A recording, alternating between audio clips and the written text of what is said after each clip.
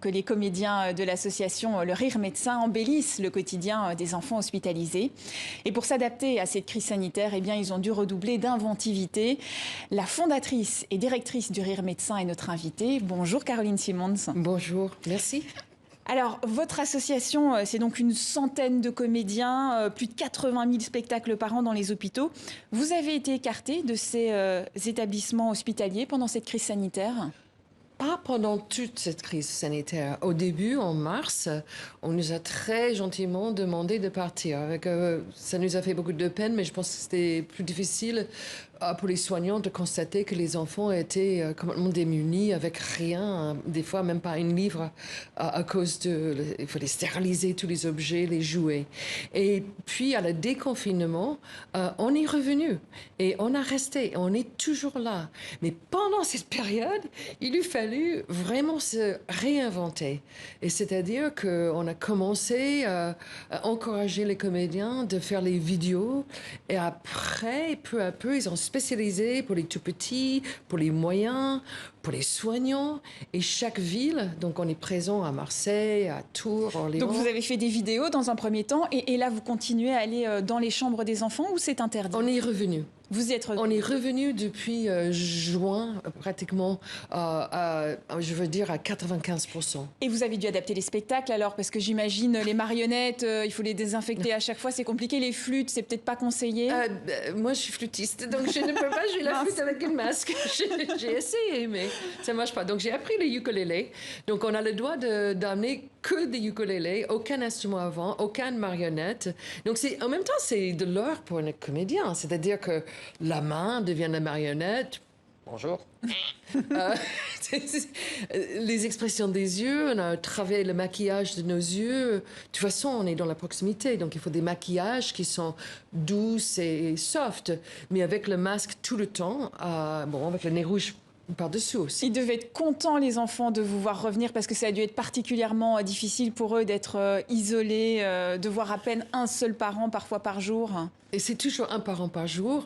Et c'était très dur, surtout pour les enfants à long terme. Par exemple, en greffe de moelle ou en brûlé, réanimation brûlée. J'ai joué hier, moi-même, des enfants pour rester des mois et des mois, pour avoir des greffes de peau, des greffes de moelle. Et je pense que pour les parents, c'est super important de voir leurs enfants rire. Eh bien, nos soignants chéris, on sait qu'on les fait du bien. On sait ça. Vos comédiens, ce sont des comédiens professionnels ? Ils sont à 300% professionnels et pas bénévoles. Ils sont payés, ils ont des comptes à rendre, ils ont des formations tous les mois. Par exemple, demain, on va s'entraîner. On a le droit d'être 6 dans la salle d'entraînement, mais on va s'entraîner. Parce que vous avez des méthodes spéciales pour interagir avec les enfants. Comment ça se passe ? On a des techniques c'est pas la même chose qu'être sur scène avec une quatrième mur. On est dans la proximité, on a des contraintes. Bon, on a des masques, on a des blouses des fois. On est dans des petits espaces aussi, mais on est toujours à deux. Donc, ce qui est très important, c'est d'entretenir, si vous voulez, la prouesse d'improviser à deux. Donc, il y a le méchant, il y a le gentil, il y a la mariée, il y a l'amoureuse, il y a celui qui est complice avec l'enfant. Et vous devez aussi vous adapter à l'âge des enfants qui varie énormément d'un cas à l'autre. Totalement. Je veux dire, il y a 1 minute, on est avec un nouveau-né dans les bras d'un maman tendue.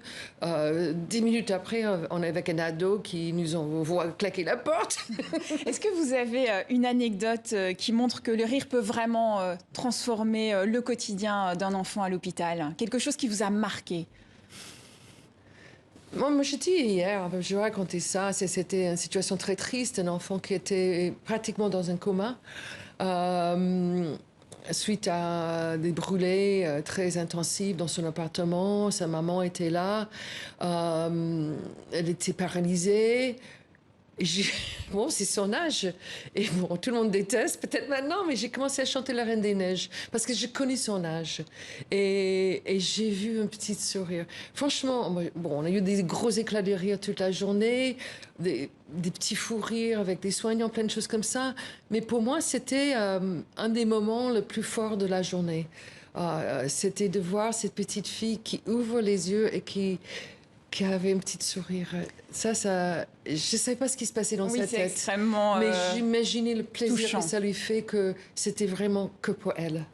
Alors, vous l'avez dit, ce sont des comédiens professionnels. Du coup, j'imagine que vous avez besoin de dons. Et les dons, ils sont en baisse en raison de la crise. En ce moment, on a une baisse importante des dons. C'est normal. Il y a des gens qui ont moins d'argent. Il y a beaucoup de chômage et tout ça. En même temps, on a des donateurs très fidèles et on va pouvoir ouvrir même un nouveau service 2 jours par semaine à l'hôpital Necker en neurologie. Donc, on est très, très fiers. Et ça, c'est grâce à nos donateurs.